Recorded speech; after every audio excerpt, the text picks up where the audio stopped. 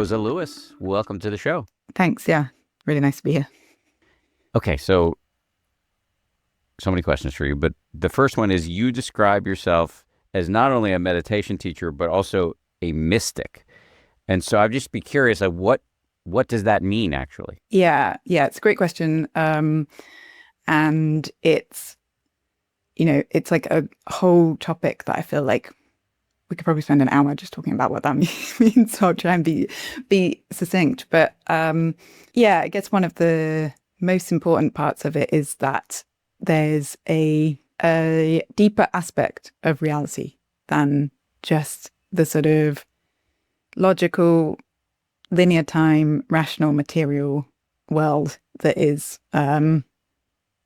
sort of focused on by a lot of humanity as the main aspect of experience. And then there are these sort of deeper, more subtle realms of experience that are present. And like linear, and time isn't always linear. There's like different ways in which causality can happen. And there's a connection to something bigger than just us. So you could call that a kind of like a divinity or a mystery or Buddha nature or something that has intelligence and a rhyme and a reason that isn't this sort of like just logical, linear, rational, material realm that that we're in. And I would say that the being a mystic is kind of communing with those parts of experience, being connected to them, being open to them, that being more the sort of baseline of reality, and experience sort of like arising from there as its main source. So in the subtitle of your book, you use the word presence, Mm-hmm. or like being present. Mm-hmm. The full title, just for the listener, I will have said this in the intro, but just to make sure I properly promote the book, it's called Unlocking the Depths of Being, Wholehearted Presence for a Mystical Reality. I'm narrowing in on the word presence because I think that's something that everybody gets, being awake and aware right now, right here, Mm-hmm. in the present moment. If I understand correctly, and I hope you will correct me if I don't, that really is, for many of us, the gateway into what you're describing in terms of a deeper level of reality or mysticism. Yes. Yeah. For me, it starts there, because otherwise it's just kind of you're actually just adding like ideas and concepts and going off into somewhere else. And it's actually, you go through the door of presence. Wholehearted is in there as well, because it's about wholeness and feeling and embodiment and the and like showing up and being in the moment, and sort of committing to presence and committing to the full spectrum of what that can mean. And then as you practice and through meditation and other things, these other aspects of experience, which I'm sure we'll talk about, it's like what it means to be in the present moment can start to get broader and more expansive. So whether or not a listener understands exactly what you, Rosa, are pointing at when you talk about a deeper level of reality, aka the mystical, whether we get that or not, just it's important to know, like, the only way to get it is through waking up right now. Like the only way to get to that state is by being awake and aware right now. Yes. Yeah. It happens by paying attention to your immediate experience in the present moment and being here with what is in your body, your heart, in your direct experience. So we're going to get to the how of all of this. Mm-hmm. And your book really lays out these like 7 aspects of our present moment experience that we can kind of unlock and look and investigate. But before we do that, I'm just curious, like, how did you get where you are now? Like, well, how does one become a mystic? I think the, wise ass in me that will never go away would say, like, just dozens of ayahuasca trips? Like, so what's on your CV in order to get to call yourself a mystic? Yeah. There are some psychedelics sprinkled in there, and I'm not. I think that psychedelics open things up, but it's more meditation and shadow work focused, actually.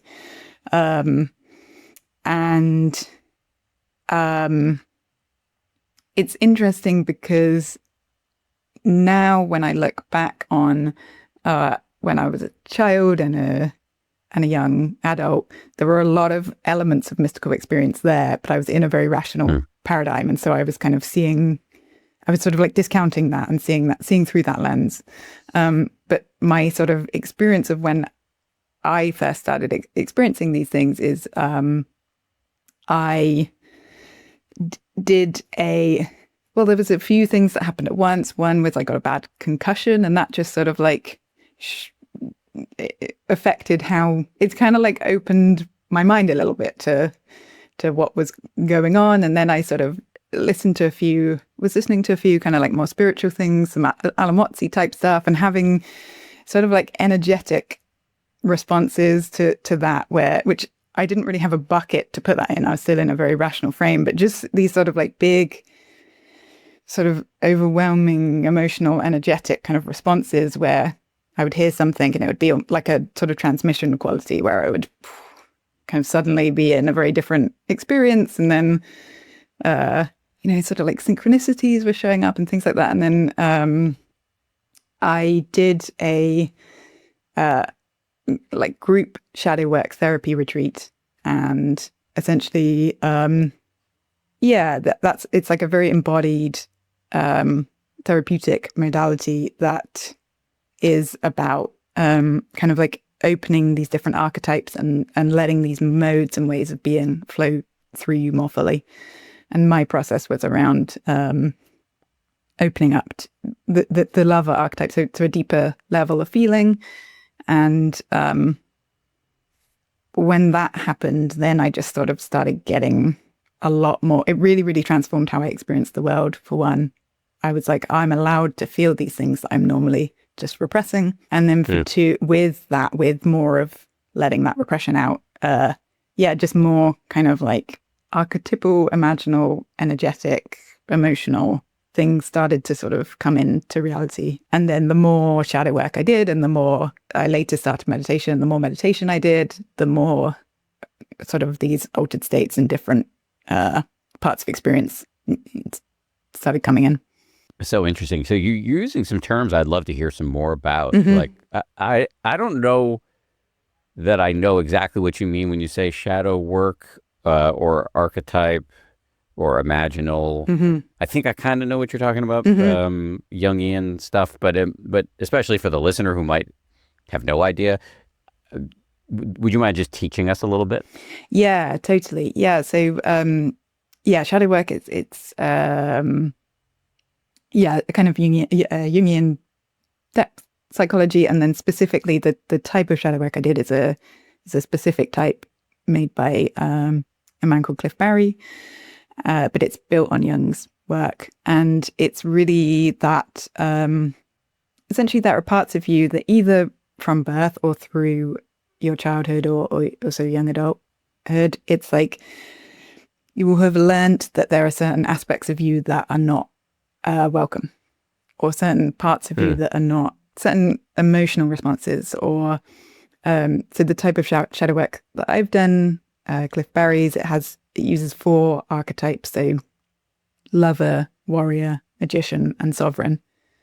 And lover is really about like emotions and feeling and that sort of realm, whereas magician is a lot more about kind of like thinking and seeing options and being rational and being able to perceive what's going on. So it's almost like these kind of totally different modes that we have, or ways of being.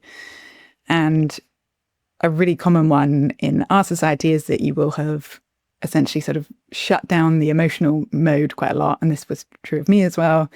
And learned to feel less because emotions are not welcome.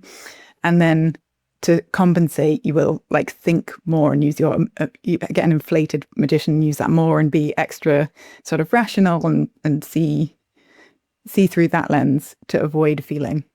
And then the shadow work bit is that the lover, the feeling is in shadow.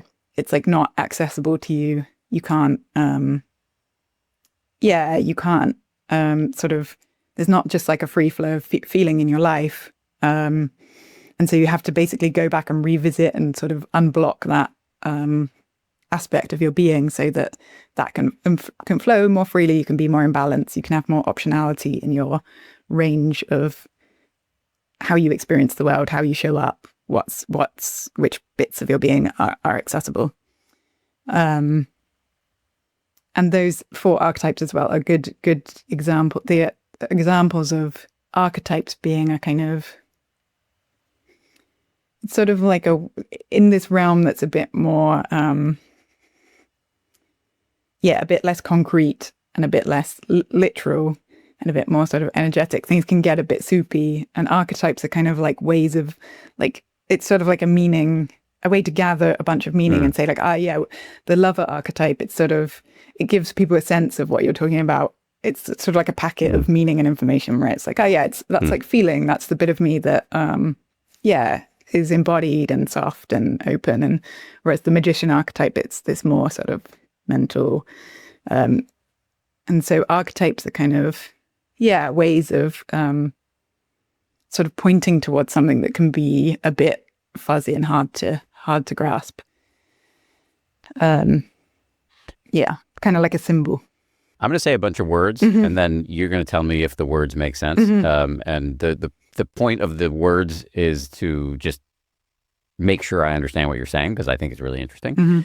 My understanding is that for a long time in many different traditions, we've had different ways of talking about aspects of our personality.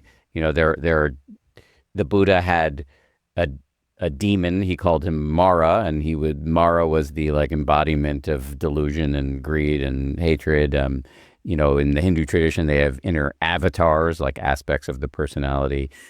In later Christian traditions, and I think maybe even ancient Greece and Rome, they had either demons or daemons, Daemons. And in modern psychology, we have the modular model of the mind, where we have these different modes we go into, which either might dog us or we might have been told during our life are unacceptable. So we have various levels of health in our relationship with different parts of our personality. Speaking of parts, there's also internal family systems where we relate to different, we name our different parts and enter into conversation with them. So like, just, we all know we have different aspects of our personality, and occasionally one of these aspects or parts or demons has the steering wheel. And occasionally other parts of our personality, we have no visibility into at all, because we weren't ever allowed to, by the culture or by our family, to have a relationship with them. And I think what you're describing here is that you learn through this work to just kind of like end the war with the various aspects of your psyche with which you had, unhealthy relationships with, or just total lack of visibility into. How am I doing? Yeah, beautifully put. Yeah. And specifically with the shadow work as well, they say that the aim is to have a nice kind of conference meeting of the aspects, and the sovereign can listen to all of the aspects and kind of like choose a way forward from there, so that they're all present and all available. I like that metaphor. I want that for myself, for my own fractious intracranial committee. Okay, so thank you for your patience in letting me/us learn a little bit more about you before we dive into some of your recommendations here. Just again, the book is called Unlocking the Depths of Being, a Wholehearted Presence for a Mystical Reality. And so in the book, as I understand it, and please, you'll correct me if I'm misstating at any step along the way here, but in the book, as I understand it, there are these like 7 aspects of experience when it comes to like being present that we can unlock. And I'm not sure we'll get to all 7, but We'll do our best to work through some of them. The first is sacred sadness. So can you just talk a little bit about what that is? Yeah, totally. Yeah. So I guess everyone knows sadness, and I think a lot of people know what sadness feels like to feel when you're sort of disconnected from the world and it feels pretty bad and you don't want to feel sad. And sacred sadness is really, it's like feeling sad and feeling connected, and feeling that sadness is a deep connective force that connects you more deeply to yourself, to the world, to others. It can open your heart, can make you realize what's important in life. And the reason it's first is because I found that with working with people, it's like opening to grief, and specifically grief, this kind of grief that has a connected field to it, is it's like that's a kind of prerequisite for opening to anything mystical, because there's a kind of like open-hearted like willingness to be moved by life, and the feeling that that is beautiful, and it doesn't have to be, there's not a kind of control where I'm only orienting towards good stuff. That it's sort of like in Buddhist terms, it's like, the craving and aversion of just trying to make things different, trying to get to the good stuff, avoid the bad stuff. And when people can sort of get a bit of a flavor of sacred sadness, or just, opening to their grief more, and like feeling safe in that, and like, it's actually, this can be beautiful, it's still sad and it's meaningful, and then that just opens up a doorway for something, a kind of presence with less of that craving and aversion happening. That actually makes complete sense to me, that there's something about allowing in the sadness that most of us spend a lot of time medicating away, either through actual medication or through scrolling or gambling or shopping or whatever, binging on Netflix.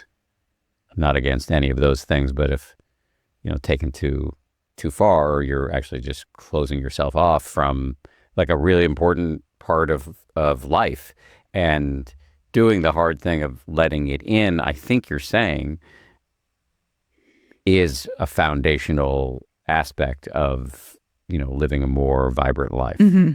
Yeah. Yeah. And I would say a couple of things that help people with it is that I think in the book, I say open the heart requires an equal measure of beauty and heartbreak, or something like that. And I think art can be a way to do this in a way that's a bit safer. So I recommend one of the exercises is listening to sad music and having a cry, or also watching a sad film can do it. Just something where there's like, that feeling of like the beauty of it is still present as well, can be a way for people to sort of like ease in if they want to, sort of dip their toes in the water a bit more with it. I'm a big fan of using aesthetics, beauty, art to feel more. That is, I think, pretty readily accessible. If we were to go one click deeper into the less accessible, what else would you recommend in this zone? Yeah, there's like I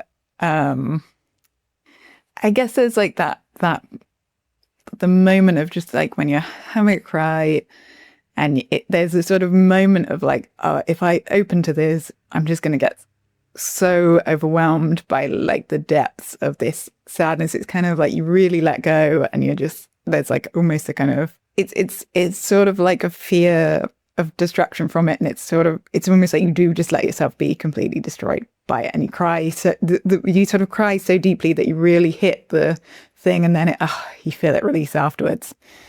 And I think there's that process where you're just really like getting into this, really getting into the sadness and really letting it rip. And again, like staying with the present moment experience. One thing I have as well in for each chapter is a kind of you can sort of get an inflated version of sadness where it you then start to wallow in self-pity and stories about the world being terrible.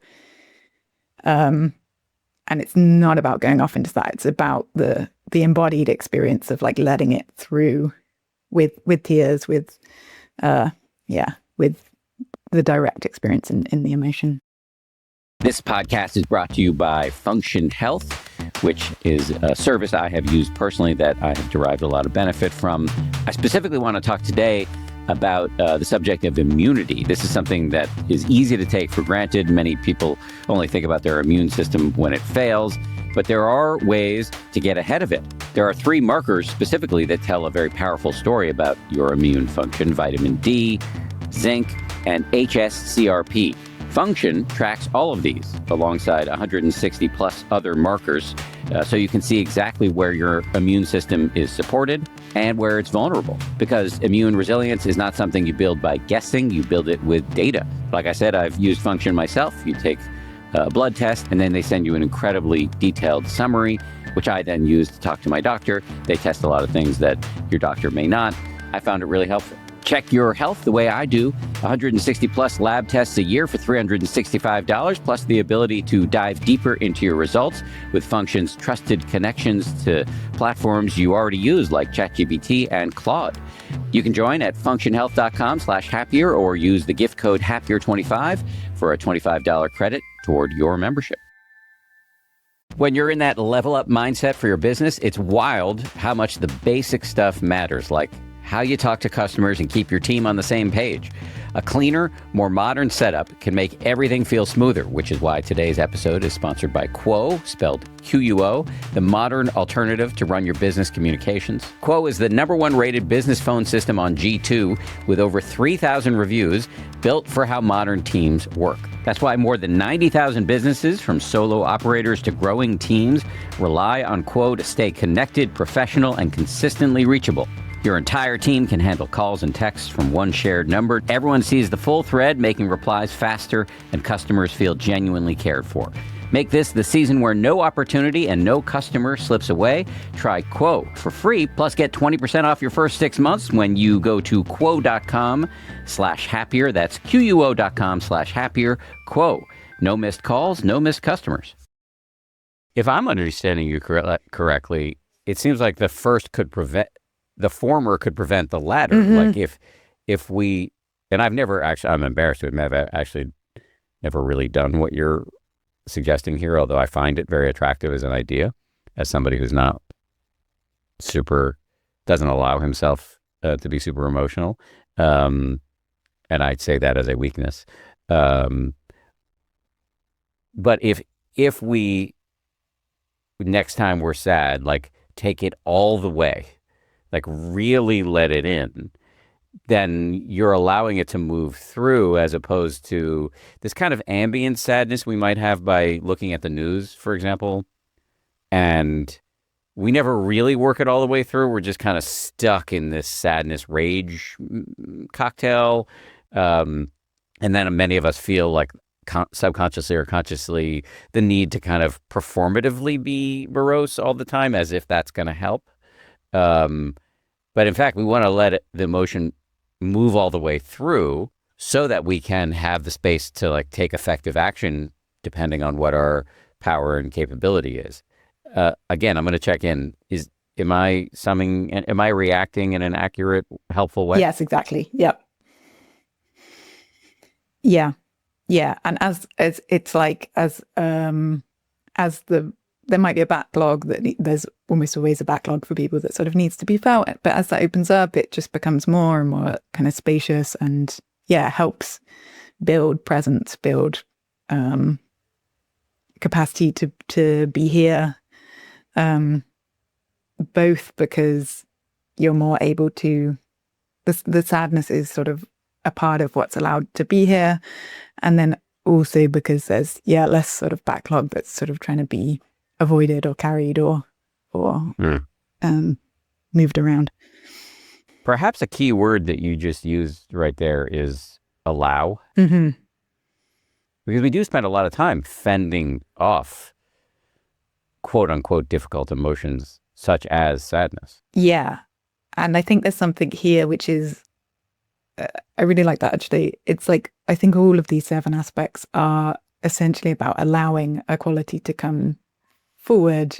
It's not about like creating an experience or needing to get somewhere or like having experience show up in a particular way. It's just kind of feeling into a part that is likely to be repressed and giving it some space and letting it come through. Okay, so very practically, the next time we're sad, like, let it rip, I think is what you're saying. Yes. And if that's difficult for you, find some sad music to listen and feel along with and see if that like helps it feel safer and evokes some tears or a bit more feeling. And again, so whether we're letting it rip just because we have the capacity in the moment, or we're going to help midwife the full birth of the emotion with some sad music, in either case, the pitfall of the path would be wallowing in it. And so I think it might be worth you just clarifying again how we walk that line between taking it all the way and not wallowing. Yes. Yeah. So the key is, I guess, it's the presence where we started, and it's staying with direct sensation and emotion in the present moment. And so if someone has like an embodiment practice, that might be easier to do through the door of like, really feeling the sensations in the body. If someone's more of a meditator, it might be like, or a Vipassana meditator, kind of like noting the sensations as they come, or just something that if you're drifting off, just like staying with the body is the sort of, I would say the clearest way to stay with the thing that you want to be staying with. So if you find yourself getting stuck in stories of, I really been screwed by my family, and I'm like this, I'm always going to be like this, or nobody's ever going to love me, like all that those are thoughts about the past and the future, and what you really want is you're digging deep in a kind of gentle investigatory way into like what's happening right now. Yeah. This is my new homework assignment. Well, let's move on to the second of the 7 aspects that you talk about in the book, and that is sensitivity. What do you mean specifically by sensitivity? One thing I've discovered from working with a lot of people, one-to-one and in groups, is that people experience the world very differently. It's important to include that, because otherwise people are often trying to be someone else or something. There's a sort of move away from your own sensitivity, your own it's sort of like the kind of one way I use to help people to get in touch with this is the way that you've always experienced the world since you were a kid. And it's sort of like it's a very small part of you, and it's just before you get to the point where you have kind of like intellectual overlays and ideas and like strong desires and all of these things that are sort of maybe bigger and stronger and kind of on layered on top. It's sort of like a small receptivity that can, like listen and notice what's here and be present with it and sort of receive. Yeah, and specifically your unique sensitivity. Like, what does that feel like for you and to be you, and to what are the things that you're picking up on? Just sort of validating that, finding that and validating it and exploring it as a topic, really. So for you, the term sensitivity is kind of, and I just want to make sure I understand this, because I think it's interesting, especially when you invoke like how we were as kids. Like there's some kind of factory setting for us of how we experience the world, how open our aperture is, maybe. And it can get papered over. It can get paved over by the events of our subsequent life. But by sensitivity, I think you're pushing us to like get back in touch with this original stance. Yes. Yeah. And it has a strong sort of, it connects to the quality of innocence as well, of just this sort of, original, natural, kind of been there since you were a kid, just how you receive the world before it gets gunked up with a bunch of stuff. Yeah, how would we, again, I find this very intriguing, because I kind of like the childhood version of myself better than I like the current version of myself. So what very practically can we do to get back in touch with that? Yeah, so there's a exercise in the book, and it's it starts with just building some safety in the different aspects of yourself. So like one thing that pulls us out of that kind of sensitivity is that it's just not safe to be, for the naturalness to sort of be itself. There's a sense of like having to put on a posture or a mask or a defense and you know, they get stacked up as we go through life. And so it's sort of like getting into a safe place, you know, like a place where you're meditating and you know nothing's going to come get you, or you don't have to be a certain way, and then sort of letting that infuse, and then spending some time. The question, what's a way of being that's been there since a kid is a good way.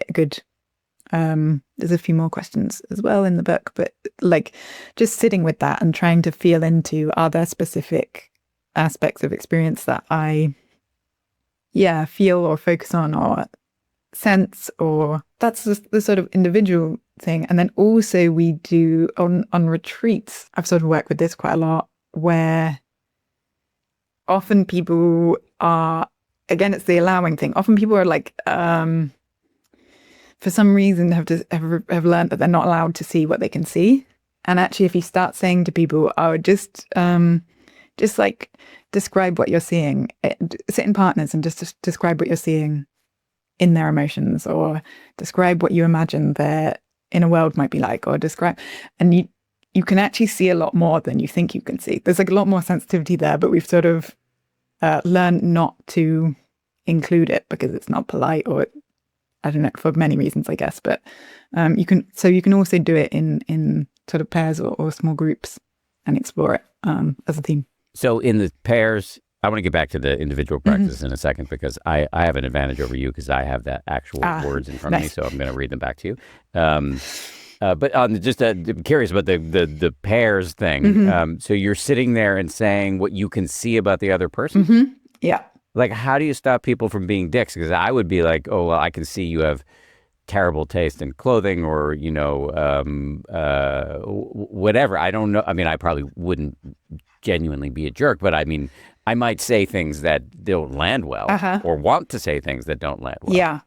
Yeah. So I guess in the context of a retreat, we'll have a pretty good sort of baseline setup where it's about letting people have their experience and not taking it personally, and kind of sharing what's coming up, and having a bit of space for people to correct. You know, if you have a projection about me and it's incorrect, I would have space to say, oh, it doesn't feel true for me. This actually feels true, or and just make much more space for it to be a sort of group experiment and a sharing and a big high openness to what that could be, as the sort of foundation of where we're speaking from.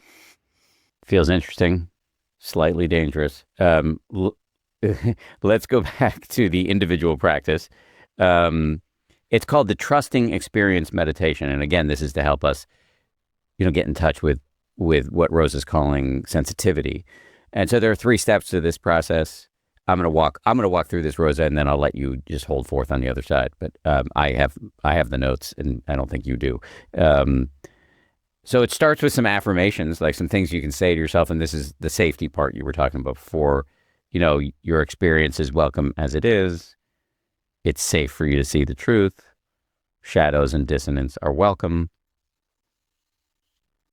There's a deeper layer of meaningfulness. So you're just sending the signal, I think, from mind to body and beyond that you're okay. Yeah. Yeah. It's cool. Yeah.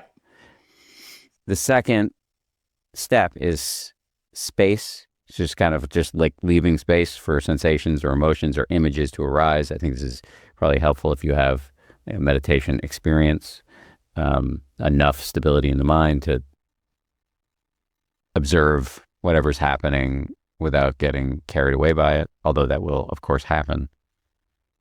And then the final step is inquiry, and it's asking this question: what is a way of seeing or feeling that has been there since you were a child? What is something you're highly sensitive to? Yeah. You want to say more about it? It might be an inquiry that takes people a bit of time. You know, it might even be sort of like an inquiry that takes people weeks and months to really get to like some of the ways that that is true for them. But yeah, essentially I've just found working with many people one-to-one that they have ways, it's quite kind of magical. It's almost like ways that they see the world that they think, it's like the water they're swimming in a bit, where, yeah, some people are just really like keyed into other people's emotions and just get a lot of information about that and don't even sort of realize that they get it. Or other people, it's like really sort of a way more kind of like technical and notice. I don't know, this one's hard for me to imagine because I'm not like this, but like very specific high res kind of technical things about experience or what's around. And it's just these sorts of different different ways and modes, and something clicks in when someone realizes that about themselves and validates their experience, because before that there can be a kind of a sort of maybe like subtly leaving your own experience or something that happens, rather than just like living in it and from it. And when you're living in it and from it, it's more free to flow. This is super interesting. Okay, so we're, just to reset for the listener, we're walking through the 7 aspects of the experience of being alive that we might not really fully investigate or even actively resist, that we can use to be more awake and alive in our lives. In other words, be more present. One of the most venerable spiritual cliches, presence, but nonetheless extremely important. And as discussed earlier with Rosa, like the gateway to what we might call the mystical. So the third, we've worked through the first 2. The third is the dark night of the soul, which doesn't sound super fun, but what do you mean specifically by it? Yeah, and that's the reason why it has to be included, because it is not the fun bit, but it is an important bit. And what I mean by that is that, it's sort of pointing to that shadow work element, and it's really that there is a lot in experience, in individual experience, in the collective, in the world, that is hard to be with and intense and overwhelming, and we would ideally want it to be another way where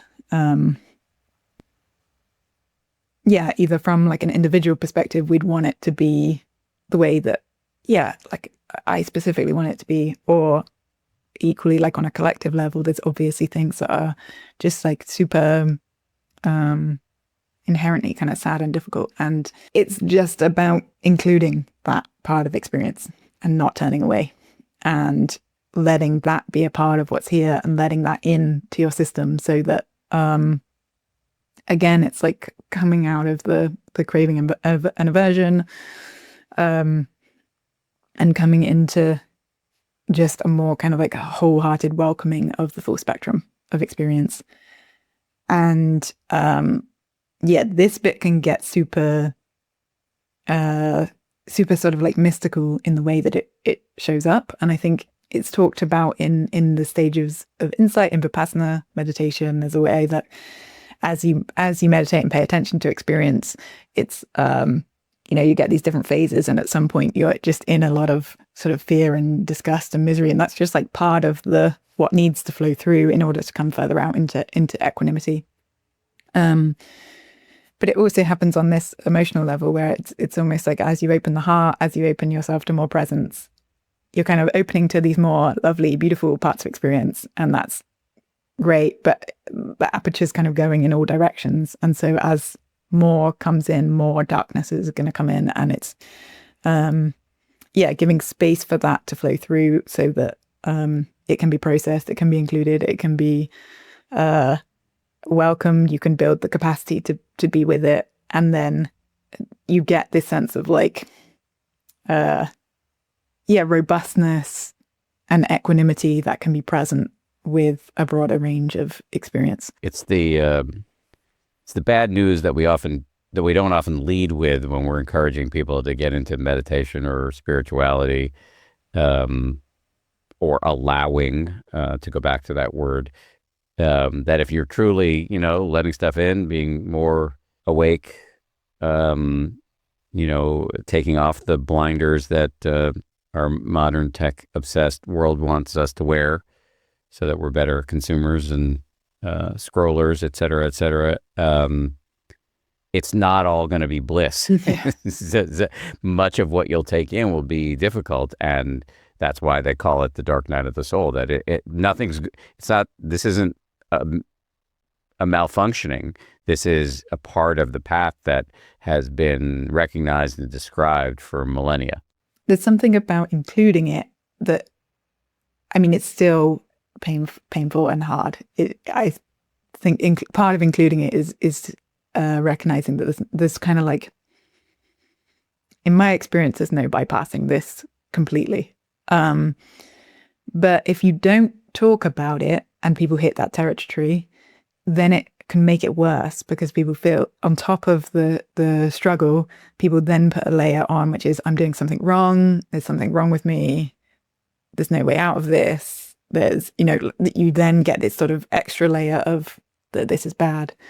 Whereas if it's something that is included and says, this is going to come up and it's going to be intense, and one of the reasons it comes up is as an alchemical opportunity to transmute something, or a chance to like deepen your wisdom into greater equanimity, or a chance to, then people have more of a sense of resilience around it, because they can see that it's, even though it's hard, it can be a good thing that it's coming up, and it has a meaning, it has a purpose. There's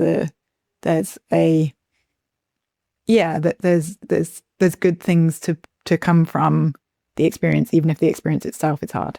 In the book, you describe an exercise for, kind of leaning into the thing that we don't want to lean into. I think it's called the Life-Death-Rebirth Cycle. It's like a visualization to release stuck energy. Can you walk us through it? Mm-hmm. So again, I don't have it in front of me, so if I do something different, you can tell me. But it's the first step is to think about how you relate to death, and specifically, it's not that you need to take on relating to death in any specific way, but from a like modern individualist, capitalist, rationalist world, a lot of people are really, really scared of death. And it's not that you don't have to be scared, but there are other ways that you can relate to death, and just spending some time feeling that there might be something kind of nice about it also. Yeah, like a returning home, or a release, or these sorts of qualities might be in death. And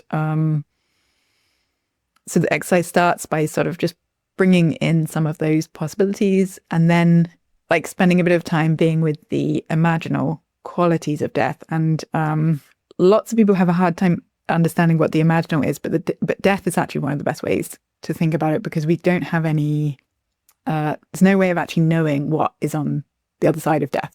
Everything we think about as death is inherently imaginal, because it doesn't have a like a logical, concrete thing in our world. And so there's like some questions to connect people to this imaginal experience. And so it's sort of feeling into like, what do you imagine is there on the other side of death? What's the like vibe of it? What if even if it's just like a void that you think is death is a void, is it like a black void? Is it a white void? Is it a transparent void?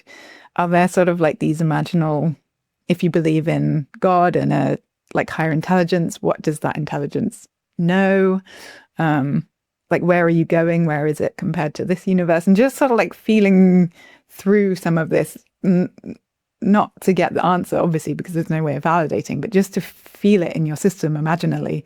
Like, how do I relate to death? And kind of build it out a bit and get a bit of more of a sort of emotional resonance going, where it's not just, this is a scary, bad thing that I don't ever want to happen. It's more like, this is a sort of experience that I'm going to go through one day, and how do I relate to it, and how does it show up in my experience, and what is it? And then once that's sort of a bit more alive, you can use that to essentially bring in some bits of experience that you want to be different to how they are, and just imagine them getting absorbed by that death, and seeing if that changes how you relate to it in the experience, and if it changes what's showing up at all. If a driver in your fleet got in an accident tomorrow, could you prove what actually happened? Without footage, it's much harder, so your insurance rates spike and you're stuck paying for it.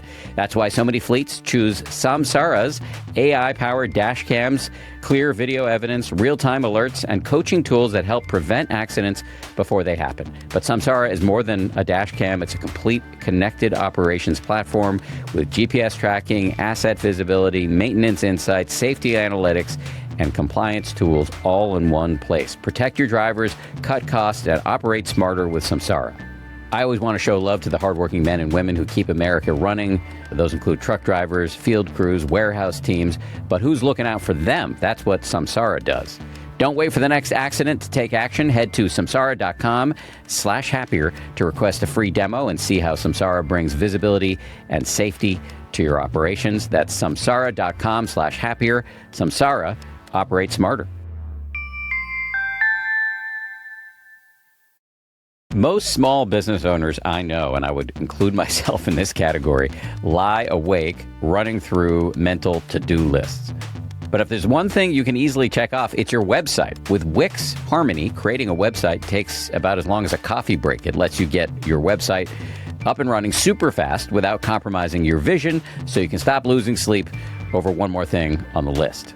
Wix Harmony is the flagship AI website builder from our sponsor today, Wix, W-I-X. All you do is you describe your idea and get a fully functional site built for you.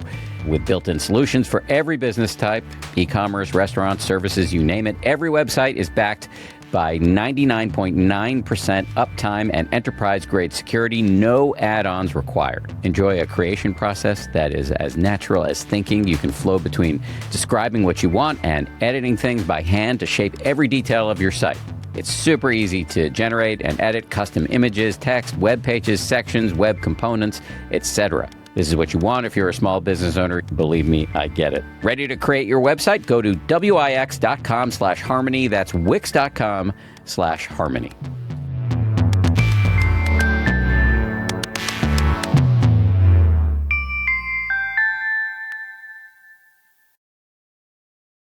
So if we start from the thesis that life can be difficult, and there can be lots of dark nights of the soul, and avoiding it is not going to help us. Really, might be good for a minute or two, but it's not really an abiding strategy. So one portal into a deeper way of being alive is to, kind of let it in. So if we start from that idea, it's a natural progression, I think you're saying, to, all right, how do we practice this? Well, let's conjure the thing that most of us are most afraid of, the most difficult aspect of being alive, which is the terrifying mystery of death. And let's see if we can't make it as vivid as possible in our mind through this guided practice, or through this, practice that we guide ourselves through, so that we can maybe achieve a degree of equanimity with this inevitability. Yes. Yeah, exactly. And then it also sort of folds in on itself, where if you're comfortable with that, one of the things that keeps you away from the challenging stuff and in a more is this sense of, I need to be in control. I need to sort of keep experience together in a very specific way, keep the bad stuff out. And when there's a sense of death, death is okay. It can sort of get this like metaphorical momentum behind it, where it's like, oh, I can let go. The sort of smaller things that can seem a bigger deal. It's almost like a little mini ego death of just like, oh, well, I said something silly, never mind. You sort of like let that bit of your ego kind of die, or does that make sense? It's sort of like, yes, the bad coming in doesn't seem as bad if it's just a sort of mini or quite major sort of ego death that's occurring. Yeah, I mean, it's kind of like the list. The way I understand or operationalize what I think you're saying is, in light of death, the shit I'm worried about isn't that deep. Mm-hmm. And then the trick is to keep death top of mind, so that we can keep our problems in perspective. One way that I find helpful, and I really like the exercise you're describing, but one way perhaps additional way for people is the Buddha's 5 daily remembrances. Once in the morning and once at night. I really have been able to get into the habit of just recalling, this body is of the nature to grow old, get sick, die. I'm going to someday lose everything and everybody I hold dear, and as a result, the only real possessions I have are my actions. And just doing that twice a day, I mean, it doesn't mean I never get carried away by bullshit, but I think I'm less likely to, because death is closer. It just has more salience for me than it used to. Yeah, that's that.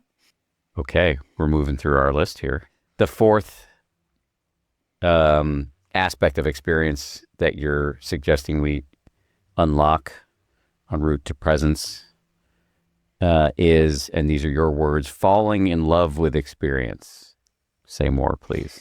Yeah, so there's got to be a reason to do it, right? Is one thing. And I just think it's kind of like letting that happen, letting beauty, joy, just all the lovely, beautiful stuff flow.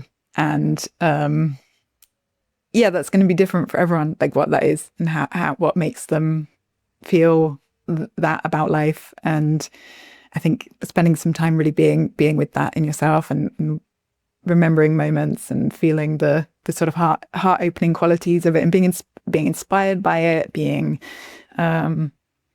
just enjoying it. And I guess this one came up from working with people a lot. There's such an easy like self-punishing mode that people go into, and either like full of like self-critique, or kind of like maybe turning practice into like another thing that you have to do and be really, and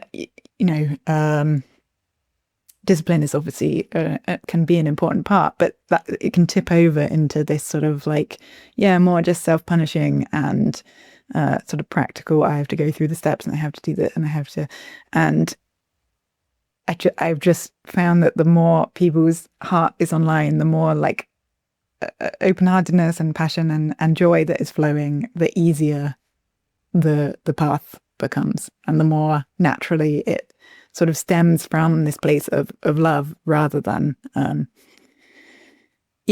of punishment, I guess. I mean, I don't think anybody's going to argue with this. This one sounds good. Yet again, I think the question is like, how? Yeah. So I think that there's like a vulnerability required in it, in the same way of like, and I talk about this in there about that sort of soulmates or specific things or places might inspire a lot of love, and I think the sort of downside of the thing that stops it is the same as if you're falling in love with a person, where it's kind of scary to open your heart and like be vulnerable and really feel what you feel and like let it flow through you. But yeah, it's just finding those people, places, things that inspire the joy and love in you, and connecting to that and really letting it flow, letting it be present. So there's another guided practice here. The 3 steps are: 1, recall a moment when you felt alive. And I think the words you use are where everything in experience was singing together. Could be a person, place, some sort of past mystical experience. The 2nd step is to intensify it. You might say to yourself, let the felt sense of being in love live through you. If you're holding back, turn the sensations up 10 times stronger. And then the 3rd is inquiry. The 3rd step is inquiry. Ask, who are you when you're connected to this love? What would it mean to live from this heart-connected place? Yeah. And there's something there. I think specifically the turning it up 10 times, it's sort of trying to sort of, avoid the thing where it's like, oh, it's scary, I'm not sure I want to, or like self-judgment or things that stop you feeling. It's really just letting you like let it rip. And then the kind of connecting it back to who you are is that, falling in love with the experience is not, it's just unhooking the feeling from, and then I need to sort of get something from that. Like I'm falling in love with this place, and so I need to come back here all the time, or I'm falling in love with this person, so we need to have this certain type of relationship. It's keeping it back to that, the sensations that it's bringing up in you, and the mode and the feeling and the inspiration is the point. It doesn't need to go somewhere. It's sort of that the process and the feeling of falling in love is the purpose, rather than that sort of, I'm falling in love and then therefore I want this and this and this to happen. Right. Because that's not being present. That's projecting forward. Yeah. Okay, I think we can sneak in one more here. Cool. So number 5 on your list is potency. It's actually potency : the Kali inside of you. Kali, Kali, which I believe is a Hindu goddess. Yeah. Am I right? It's a Hindu? Yeah. Yeah. Okay, but please describe it. Yeah. So this is letting the truth speak for itself. And so there's lots of reasons in society to like be polite and say the nice thing, and or to be sort of a bit kind of manipulative and to try and like dominate people and control people and get them to do what you want. And this is sort of letting go both of those and just letting the truth sort of speak for itself and come out in a very direct way. And when you do that, it tends to be very potent. One of the reasons I've specifically included the Kali element is because, there's something, it's interesting actually, there's even something a bit gendered here maybe, where it's like, there's a lot of pressure to not speak the truth in our society, and maybe in all societies. there has to be a kind of like fierceness and a fierce sort of commitment. And Kali as a goddess, she has a sword. She'll cut off people's heads in the mythology. It's just like really letting the sort of truth just like say the thing that is true regardless. And I think that the gendered piece is maybe specifically she's a female feminine goddess, and I think both for men and women it's sort of like letting, it's not necessarily the truth that I'm talking about is not necessarily like a rational logical, or this is the objective ultimate truth. It's like as much the kind of like felt embodied elements of experience truth, and kind of like letting your truth be present and part of what's here. And that can be quite disruptive. And I think there's something important about about the archetype, where it's saying like it's powerful to disrupt and say the difficult thing and let the truth be spoken. So that was the sort of importance of it, including the Kali element. I would imagine you would recommend that we say the truth without being jerks about it. Yeah. I think that there's so it's like the wholehearted truth. Yeah. So people will have a tendency, which is they might be wanting to kind of like dominate and say things that are trying to impress or trying to like put other people down, or I guess that's kind of what I'm imagining when you say being a jerk.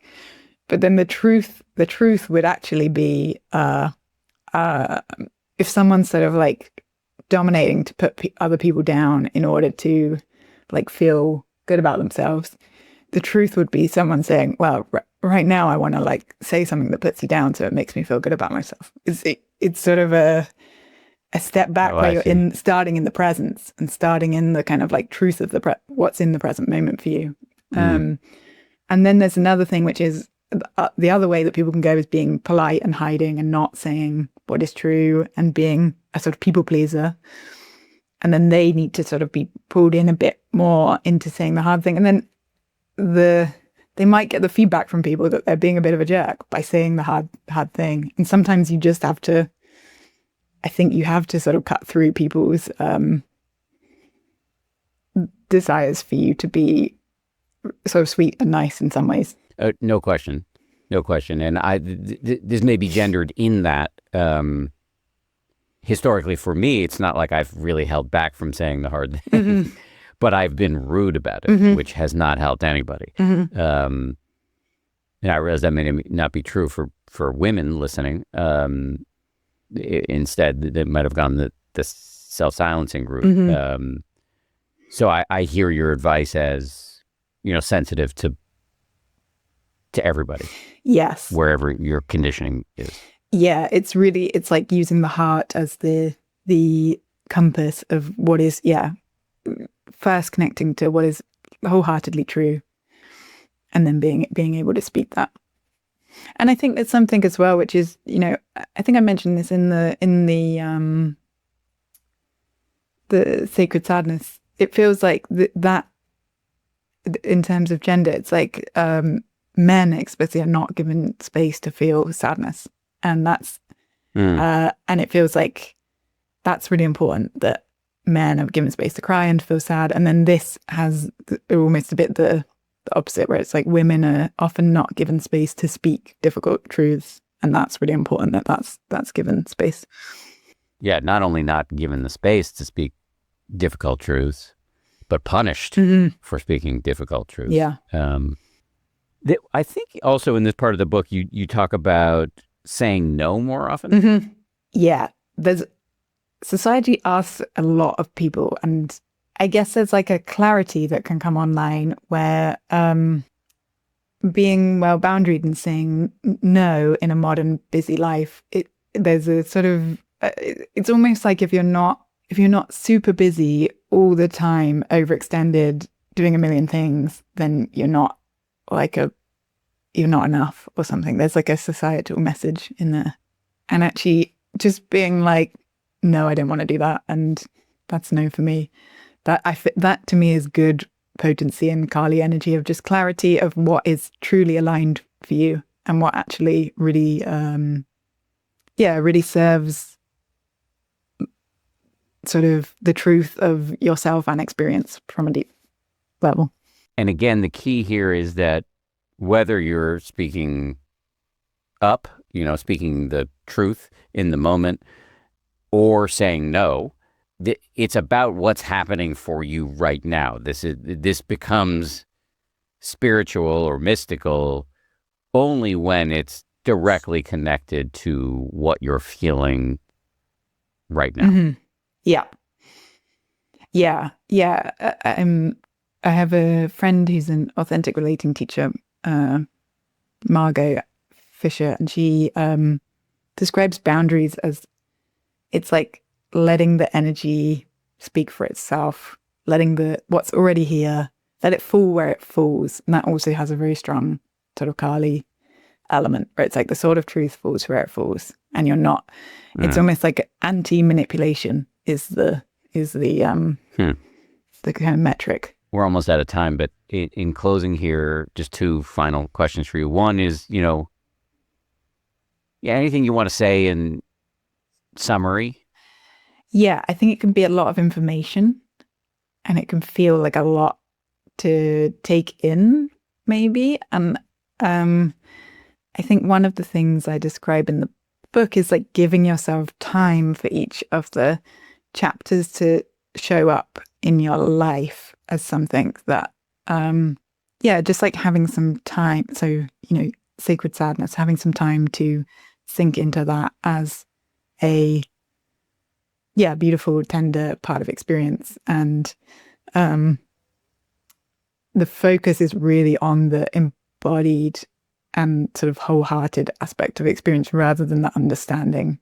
It's not about like needing to get some cognitive understanding. It's about going through a process in your body and your heart and feeling things. And so, giving yourself sort of time to feel and be with each aspect of experience is important. Final question is, can you just remind everybody of the name of this book and then anything else you're putting out into the world that we should know about?